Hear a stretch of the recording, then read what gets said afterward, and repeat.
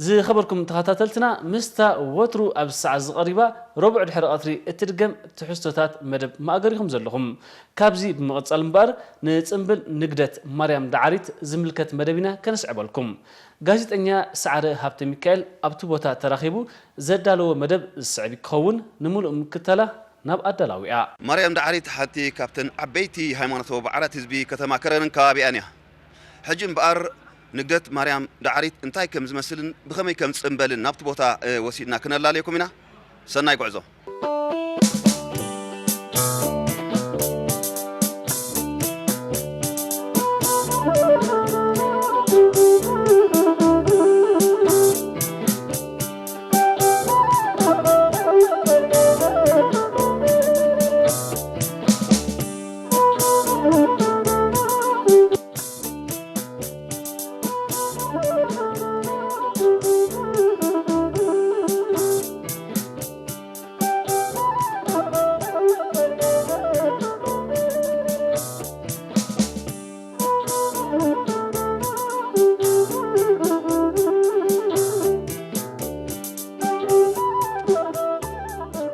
كمزي نعزبو بأشحات زقمت هزبي كتما كرنن كبابيان كاب ساعة 4 وقحتا جميرو كساب كبابي ساعة 10 قدم قطري نقدت قدام مريم دعاريت نمد مقيو زقو عزلو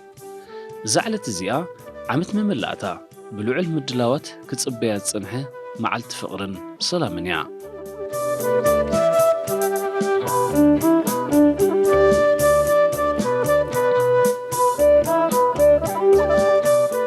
مريم دعاريت حد كابتم سلستو هوباتن تبصحتن قدامات زوبعن سبايا إذا قدام نايل علي 140 عامتات عدمة أعطير الله نزي قدام أزيدن كترئيت كم زهلوه جيرا انرخبا دما إذا لعلي 300 عامت جيرات زئمن الله تنتاويت قرب دوما إذا كونيلكا بيد سبس تسرح زمسل حد خفلن أفدقنا اللواء أبقى وقع علم أب جنبار كرن أب استجبر وجه أب تمسلي دنجل مريم تدوكينة اللازلة قانقوا خفلي إتو تعاقبهم زنبرو والتهترات تلين المتقع استوان شفه ناي إنجليز مدفع أب تريت تاجرب توسخي مسكوت زخفة أجات عمي من بارو نتدرو قانقوا خفلن مأتو برن صنحة عرموشش جرب دوما ملوء بملوء مستي سب سرحة من بار خفلي زد دارك مسلي كل واكيلو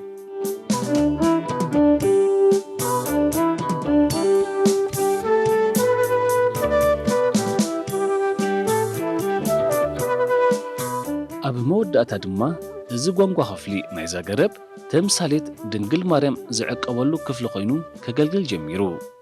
كابشحين شعات ميتن سوسان عمت مهرج جميرو دما من القصان سيتاوين زم حدرو مريم دعاريت مكان نقدت جمرة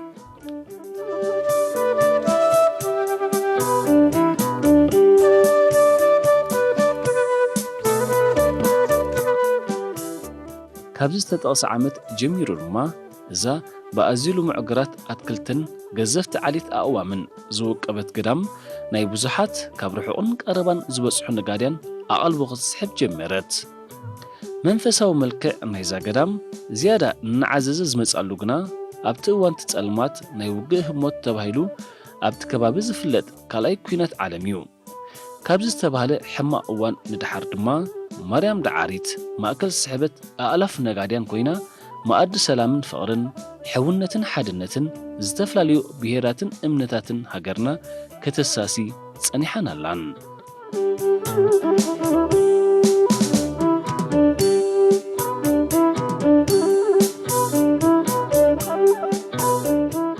نقدت مريم دعاريت بهزبت خبابي أزيا خبرتيا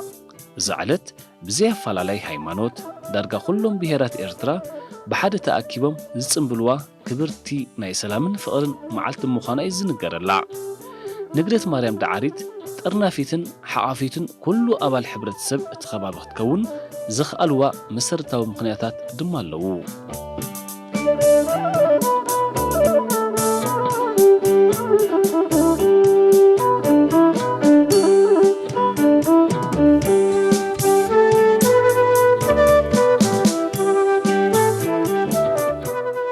مريم دعاريت ملكت نحدنتن ሕብረትን ሓንቲያ ተሓድነት ክንብልን ከለና ተር ሓድነት ኣይኮነን ተዳ ትርጉም ዘለዎ ምስጢር ዘለዎ መሃሪ ዝኾነ እዩ ማለት እዩ ሕብረት ከዓ ከምዚ ንሪኦ ዘለና ዝተፈላለዩ ዓይነት ሃይማኖታት እምነት ንእሽተይ ዓብይ ሰብኣይ ሰበይቲ ንኩሉ ብማዕበር ብሓደ ትሕብር እያ እዚኣ ከዓ ሓደ ካብቲ ጠባያት ናይ ኣደ ናይ ባህሪ ናይ ኣደ እዩ ኣደ ኣብ ቤት እንተለያ ኩሉ ግዜ እታ ቤት ምውቕት እያ ኩላቶም ብርግፅ ደቂ ሓደ ይኮኑን ግን ንኩሎም ትሕብር ኣደ እያ እዚኣ ኣዴና ቅድስቲ ድንግል ማርያም ከዓ ብኩሎም ኣመንቲ ክርስትና ይኹኑ ምስልምና ዝተፈላለዩ ኩላቶም ኣዴና ኣቢሎም እዮም ዝፅውዕዋ ንሓደ ክርስቲያን ኣበይ ፀኒዕካ ማርያም ዳዕሪት ንሓደ ሙስሊም ኣበይ ፀኒዕካ ማርያም ዳዕሪት እቲ መግለፂ ናይ ነፍሲ ወከፍ ሓደ እዩ ማንም ነገር ክትፈልዮ ኣይትኽእልን እኳ ደኣ ካብቲ ሓደ ናብቲ ሓደ ናይ ዝበለፀ ኣገላልፃ ኢና ንጥቀም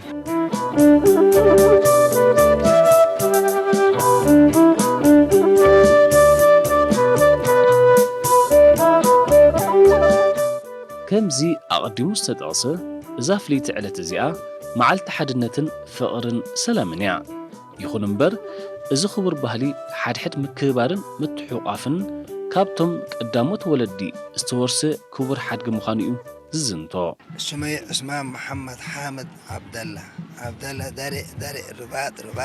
سيلة كل مريم كل فماي عقبوي حربوي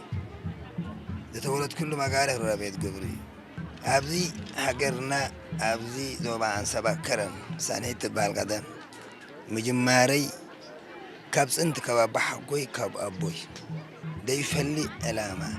دي فلي بهير دي فلي هيمانوت أنحن أول الدي كباب بحقوي كسا حجي إتاد زنبل إتاد أخواني أو دعمت يقول عيد يقول ما نم كابتاب بحقوي دي قبر أي فلين يبقى زي أبوي كمان كسا حجي عدين أبوين الله كفي أي فلين كسا حجي حجي قبل كذا لي أو دعمت نحنا كابتاب بحقونا دس أنا حناس أنتي جميرنا نن حدنا خبابنا ننبر هذا محمد تخواني هذا ولد مكيل هذا جبريل هذا انتخواني نحن هذا محارن تخواني هذا والداي هذا فهذا كان تخواني أي نفلني نأبوي دولة أبوين ودوكون ودومون هجي دنبل لنا ركض ولدته حامد ولدهم هجي حامد ولدهم إسلامي ركض ولدتهم أو كريستيانات مريعة فاميليا له حمد ولدهم فاميليا له إسلام حجي أبوتاتنا داز نحونا ناي نقدت نعيد باب موجود عيدنا نخبر نبدتنا نخبر أبا حقوتاتنا دام صوحة مش تتابوتي حجي حديش مثلا عبدي تسابن بري لام كاسي حلاقات انت قبركا ايتفلت انا ها نبرتك اخي قطر انت قبركا افاكادي اي تفاكاني علامانا هجرنا كريستيانا اسلاما دفلا يلن ابناي كريستيانا نقدت نمسع نقدت حجي انا نقيركا مريم ناي قدوس قرقيس مقاره مسي تدلوخ شنارا مسي تدلوخ علي مسي تدلوخ مريم مسي تدلوخ حشلا انت تدلوخ هيمنتل تدلوخ مريم دعر مسي إذن تاي ناتي ريمي بلا كان كله خي شيخالانا من تاي تقل كاز تقاعد جنتاي داك تقل تقل كاز يا كنت قاعد حلقة يكو أنا ناتي كدي حي قبل بيك بابا حقوتها تاي أسفريد اللوخو ناتي الجام كوينو أبا حقري خاني في اللسنة دي بالله أبا ثلاث في اللي يبنا بحبارينا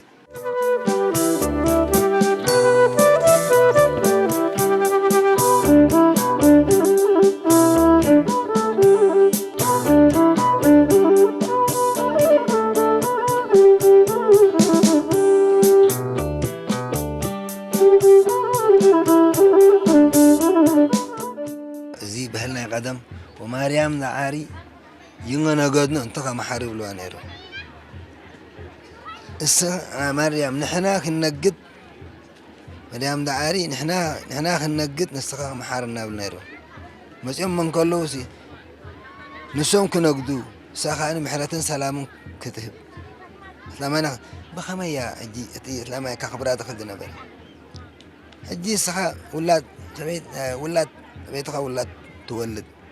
كمنا تخيل من يتقبله اسكازي افليله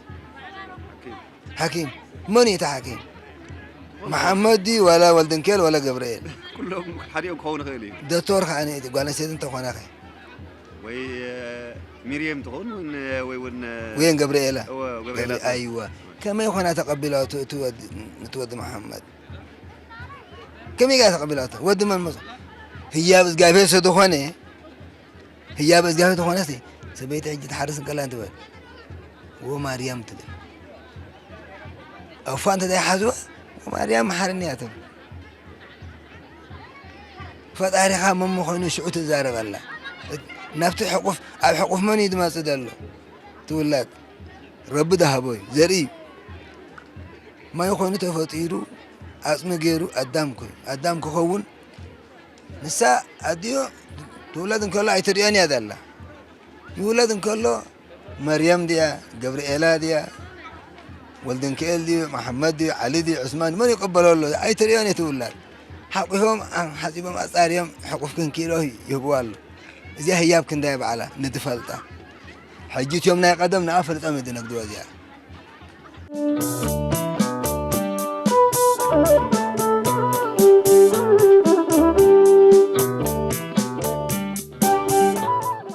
ኣብ ልዕሊ እቲ ዝነበረ ጥንታዊ ሰረት ዘለዎ ሓድሕዳዊ ምክብባር ማርያም ዳዓሪት እውን ተምሳሌት ሓንቲ ፈቃር ወላዲት ኮይና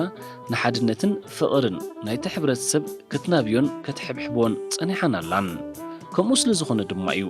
ኩሉ ህዝቢ እቲ ከባቢ ኣብዛ መዓልቲ ብሓደ መኣዲ ዝውዕል ስለዚ ናይ ብሓቂ ህዝብና ከመስግን ብሓደ ክጽሊ ብሓደ ክበልዕ ብሓደ ክጉህ ብሓደ ክሕጎስ ብሓደ ስለ ዝኾነት እዚኣ ኸኣ ቀንዲ ምልክት ተሓጓስን ሕብረትን ተስፋን ፍቕርን ምጽንናዕን ኩሉ ነገር እያ ማርያም ዳዓሪት ማለት እዩ ኩሉ ሰብ ከዓ ብማዕረ እያ ብዙሓት ንማርያም ዳዓሪት ክገልጽዋ እንከለዉ እንታይ ይብሉ እዚኣ ናይ ብሓቂ ምድራዊት መንግስቲ ሰማይ እያ ይብልዋ ካልኦት ከዓ ገነት እያ ይብልዋ ካልኦት ከዓ ዕቤት እግዚኣብሔር እተንጸባርቕ ካልእ እውን ናይ ብሓቂ መንፈስካ ደስ ዘብል ቅሳነት እትረኽበሉ እንዳበሉ እውን ይጽውዕዋ ማለት እዩ ስለዚ ናይ ብሓቂ ነዚ ኩሉ ድሕሪ ጥቕልል ኣቢልናዮ ማርያም ዳዓሪት መን እያ ዝብል ማርያም ዳዓሪት ማርያም ንኩሉን ኣብ ኩሉን ምስ ኩሉን ማዕረ ዝኾነት ሓንቲ ኣደ እያ ማለት እዩ ስለዚ ናይ ብሓቂ ኩሉ ግዜ እዚ ዘዘኻኽረና ማለት እዩ ኣብዚ ክነግድ እንከለና ኩሉ ሰብ ጸጋ ደልዩ ዝነግድ ፍቕሪ ደልዩ ዝነግድ ሰላም ደልዩ ዝነግድ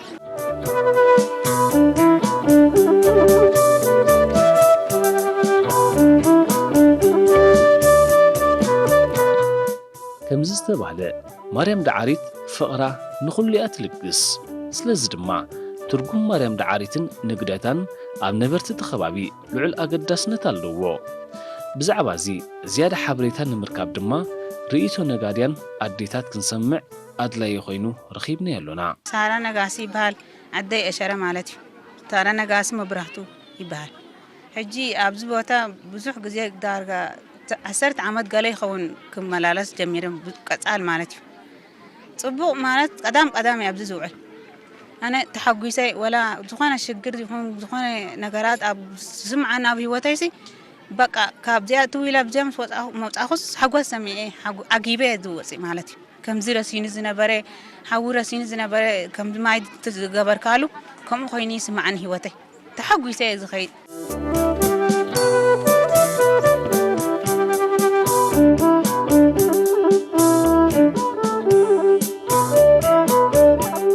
ብተወሳኺ ተምሳሌት ትርጉምን ማርያም ዳዓሪት ብሓድሕደን ዝተሓቆፋ ገረብ ዱማን ዳዕሮን ተገሊጹ ምርኣዩ ንግረት ማርያም ዳዓሪት ብሓቂ ኣገዳስነትን ሓድነትን ፍቕርን ዝጽውዕ መልእኽቲ ከም ዘለዎ እዮም ወለዲ ዝምዕዱ ኩሉ ግዜ እንተጠሚትና ኣብዚ ከባቢ እቲ ተፈጥሮውን ክነግረና ይኽእል እዩ ነዚ ሕቶ እዚ እቲ ተፈጥሮ ክምልሰልና ይኽእል እዩ ተፈጥሮ ብርግጽ እግዚኣብሔር ኣይኮነን ግን እግዚኣብሔርን ኮይኑ ኣይፈልጥን ግን ንዕቤት እግዚኣብሔር ዝገልጽ እዩ ኣብታ ድማ ምስኣብ እንታይ ኣላ ርኢኹም እንትኾንኩም ዳዕሮላ ክልቲአን ብሓደ ብፍቕሪ ይነብር ሓቀይ ዶ ብፍቕሪ ብሓድነት ይነብራ ኣለዋ ክልቲአን እዚ እንታይ እዩ ክልተ ነገር ይህምረና ሓደ ንሳትን እኳ ብሕብረት እንዳነበራ ንሕና ክድኣ ንሕብረት ክነብር ዘይንኽእል ስለምንታይ ብሕብረት ምንባር ከም ዝከኣል ንምሃር ብሕብረት ለጊብና ብሓደ ከም ንነብር ከም ዝከኣል ይነግረና ካልእ ከዓ እታ ድማ ዓባያ እቲኣ ከዓ ንእሽተያ እንታይ ዘርእየና ሓደ ትውልዲ ክሓልፍ እንከሎ እቲ ሓደ ትውልዲ ይመጽእ ናይ ጀነሬሽን ምቕጻል የርእየና እግዚኣብሔርሲ ንደቂ ሰባት ይቕጽል ሓደ ይመጽእ ሓደ ይሓልፍ ሓደ ይመጽእ ዝነበረ ዳእምበር ዝነብር የብልናን ስለዚ ኣብዘን ገረብ ንማርያም ዓቂበና ኣጽሊለና ሓቂፈና ዘለዋ ክልተ ገረብ ዓበይቲ ካብተን ዓበይቲ ናይ ቱሪዝም ይኹን ናይ ኩሉ ነገራት ዓበይቲ ኣግራብ ንርኢ ዳዕሮን ድማን ማለት እዩ እዚኣተን ብሓደ ክነብራን ከለዋ ወዲ ሰብ እውን ብሓደ ክነብር ከም ዘይጽግሞ ምልክት ሓድነት ምዃንን ዘምህራ እየን እቲ ካልኣይ ከዓ ትራዲሽን ከመይ ገይሩ ከም ዝመሓላለፍቲ ዓባይ ድማ ነቲ ዓባይ ክትከኣን ከላ ንሱ የርእየና ስለዚ ኣብቲ ህዝብና እንተ ደኣ ርኢና እውን ህዝብና ብመሰረቱ ሓደ እዩ ምክንያቱ ሰብ ዝብል ኣምር ኢና ክንሕዝ ዘለና ሰብ ዝብል ባርያ ስላሴ ዝተፈጥረ ማሕተ መንፈስ ቅዱስ ዘለዎ መልክዕ ኣምላኽ ዘለዎ ሰብ እዩ ኣብቲ ሰብ እንታይ ኢና ንርኢ ኣምላኽ ንርኢ ኣብቲ ኣምላኽ ዘለዎ ከዓ ብኣምላኽ ዝተፈጥረ ሰብ ከዓ ንርኢ ስለዚ ሰብ ምዃንና ጥራሕ ሓደ ኢና ኩሉ መለክዕና ሰብ ምዃንና ሓደ ኢና ኣብቲ ጸሊም ጽባቐ የሎ ጽቡቕ እዩ ኣብቲ ቀይሕ ጽባቐ የሎ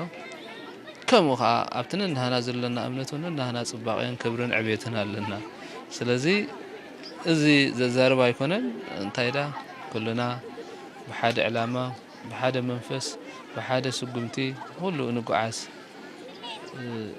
ኢና ማለት እዩ ስለዚ ናይ ብሓቂ ከም ስለ ዝኾነ ኢኻ ኣብዚ መን ኢኻ ታዋይ ኢኻ ዝብሎ የለን ኩሉ ሰብ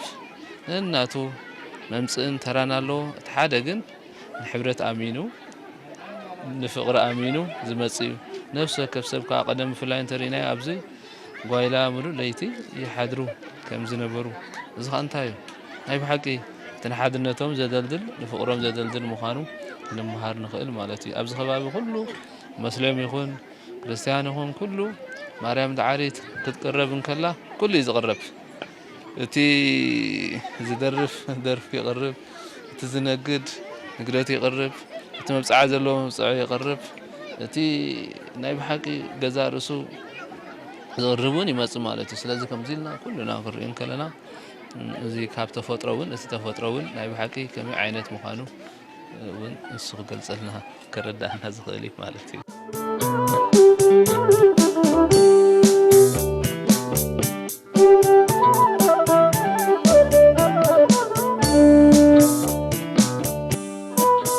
ኣብ ንግደት ማርያም ዳዓሪት ንዝ ዝተባህለ ክቡር ባህሊ ፍቕርን ሰላምን ክወርሱ ኣዴታቶም ሒዘንኦም ዝመፁ ኣሽሓት ቆልዑ ብሓባር ክምገቡ ክሰትዩን ክጸወቱን ኣብዚ ገዳም ምርኣይ እውን ዘገርም ኣይኮነን ትርጉምን ኣገዳስነትን ማርያም ዳዓሪትን ንግደታን ካብ ቃላት እዞም ስዒቦም ዘዕለሉና ቆልዑት ምስ ሰማዕና ጥራይ ብሓቂ እቲ ንግደት ዘገርም ኣገዳስነት ከም ዘለዎ ክንርዳእ ንኽእል ኢና ኣነ ኤስሮ ሞርቤል ይበሃል ካብ ገዛ ወረቐት ንኡስ ዞባ ከረን ኣብ ዞባ ተዳ ኮይኑኻ ዞባ ዓንሰባ ኣብቲ መጀመርታ ወለደይ ዝነግሩ ነበሩ ናይ ማርያም ዳዓሪት ትበሃል ገዳም ብዛዕባ ምንታይ ብኸመይ ተቢላ ተሰሪሓ ብምንታይ እዩ ስለምንታይ እዩ ክፈልጥ ኣይከኣልኩን ነይረ ብቲ መጀመርታ ሽዑ ነዚ ጉዳይ እዚ ንማማ ክሓትት ጀሚረ እዚ እንትሪኦ ዘለኹ ገረብ ሓደ ብሄር ኢልካ ንኸይትፈሊ ካልኣይ ካነ ዝኾነ ዓይነት ካብ ብፆትካ ፈሊኻ ሓደ ሰብ ኪድ ምሳና ይትኹን እዚ ንኸይምባል ዝኾነ ዓይነት ኣፈላላይ ንኸመፅእ ብሓፈሻ እዚኣ ገዳም እዚኣ ንኹሉ ማዕረ ትጥርንፍ ገዳም እያ ህያብ ሃይላብ ቤት ትምህርቲ ዳዓሪት ራብዓይ ክፍሊ أبزي بإسرام قبجان وبر إلنا حرة تبهلنا أبزي متينا فورن سلامن فورن غير كه نبر وي سلام أبزي كلهم عينت بهرات نتا تاريخنا تحفلت يوم زمانه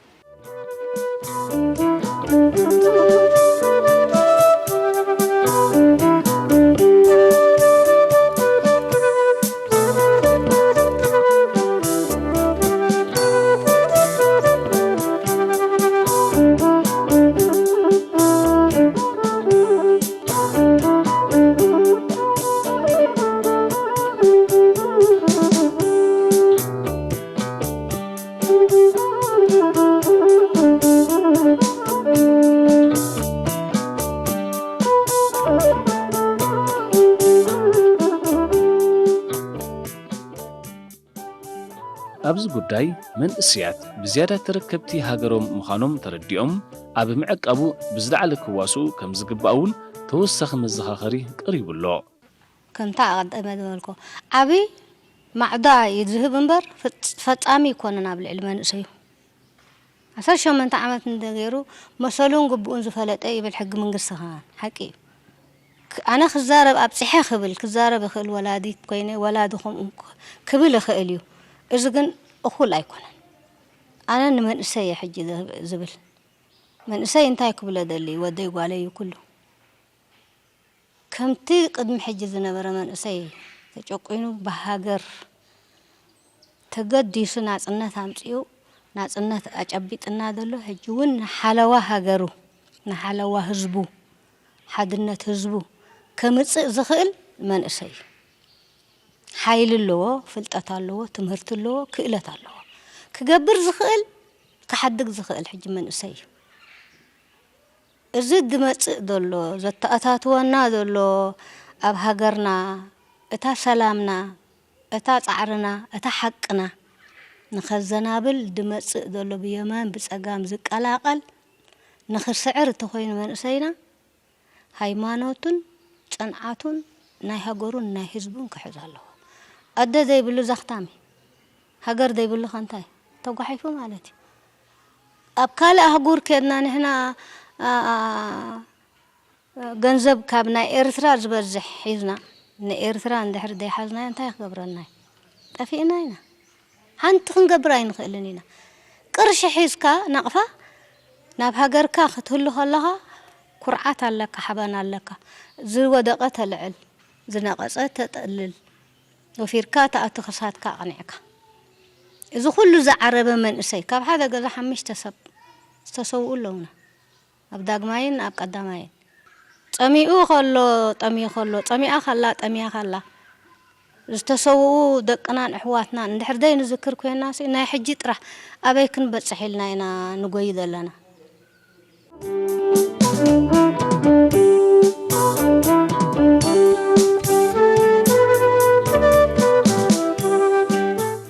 ንግደት ማርያም ዳዓሪት ብዘይካቲ ኣብቲ ሕብረተሰብ ክሃንጾ ዝኽእል ሓድነትን ምክብባርን ካልእ ተወሳኺ ቱሪዝማዊ ኣገልግሎት ከበርክት ዝኽእል ዕቑር ሃብቲ እቲ ዞባን ሃገርን ምዃኑ ምፍላጥ እውን ኣገዳሲ እዩ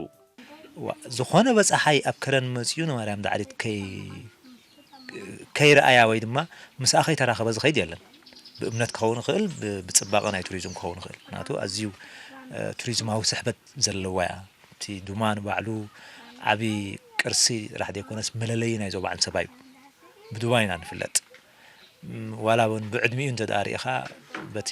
ኣቆጻጽራ ናይ እንዳ ሕርሻ ዝህቡና ካብ 900 ክሳብ 1000 ዕድመ ክጸንሕ ዝኽእል ዓይነት ገረብ እዩ ብዙሕ ጠቕምታት ካብ ዘለዎ ኢኻ ትድርበ ትበሃል የብላ እንታ ዱማ ትበሃል ንምግቢ እንስሳ በሎ ንምግቢ ደቂ ሰባት በሎ ንመጽለሊ በሎ ንኹሉ ነገር ትድርበ ዘይብላ እዚያ ጠቃሚት ገረብ እያ ተፈጥራዊ ከምያ ተፈጥራ ማለት እዩ ነዚ ንኽበጽሕ እንጂ በታ እንተበይ ተንከፍክዋውን ተዳቢልና ነዚ ንኽርኢ ኢሉ ካብ ዝበጽሕ ሰብ ከተማ ኸረን ኣታው ኣለዎ ዞባ ዓንሰባኻ ካኡ እንደገና ተረካባ እዩ ማሲ ተመቃላ ይኸውኻ ዞባ እንተልና እታ ሃገርካ ንኽኣቱ ከለኻ ኣብ ኤርፖርት ሒዙ ነዚ ዕላማ እዚ እንተኣቢሉ መፅኡ ካብ ብዙሕ በጻሕቲ ኢኻ ኣታዊታትካ ትዓቢ እንጂ أتاويتات ناي معباي تخلو خالوا بتناي توريزم من قد كنترجموه خلنا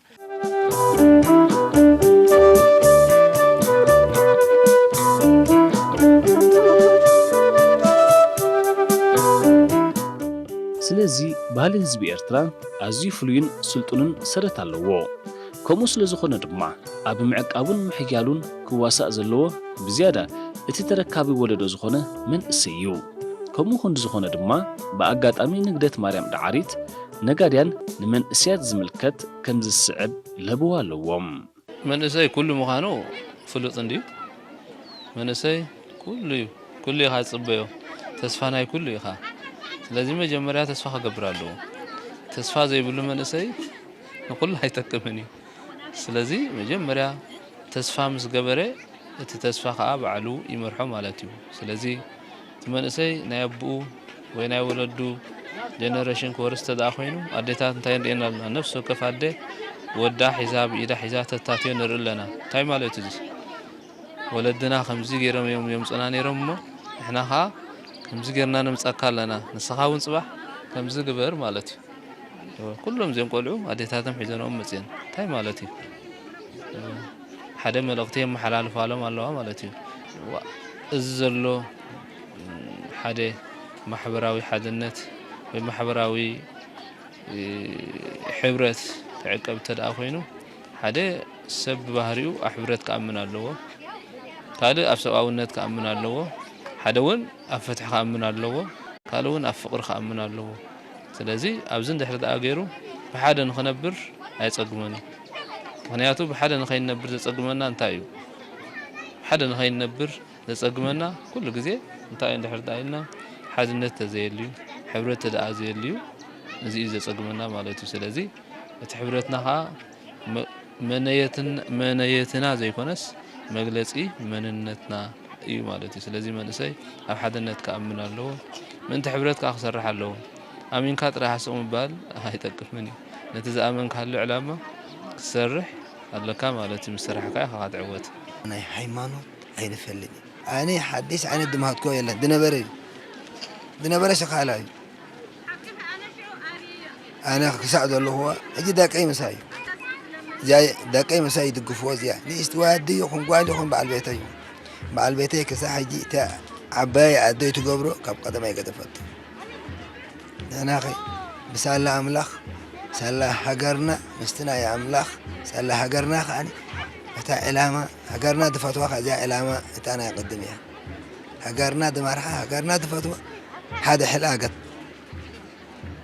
ሓደ ኣብነት በባ ሃይማኖትና ከቢርና ከለና ነንሕድና ተሓቂፍና ሃይማኖትና ክንኸብር ከመሰልና እዩ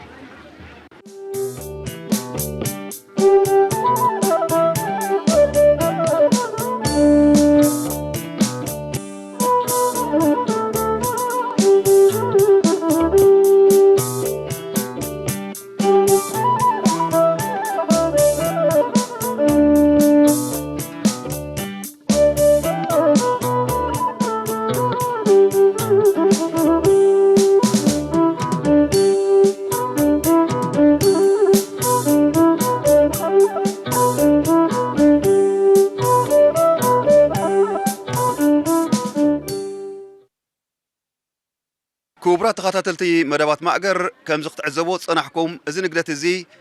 ما أدن حوافن كلن بهراتن هايموناتن حزب إرتراي ماكل سحبت فقر سلام حدنة باي سلازغونه كل زملكوتو كم وقصون كتاب عنزق بقو رزين سنبلي سعر هفت ميكايلة كاب مريم دعاريت كرن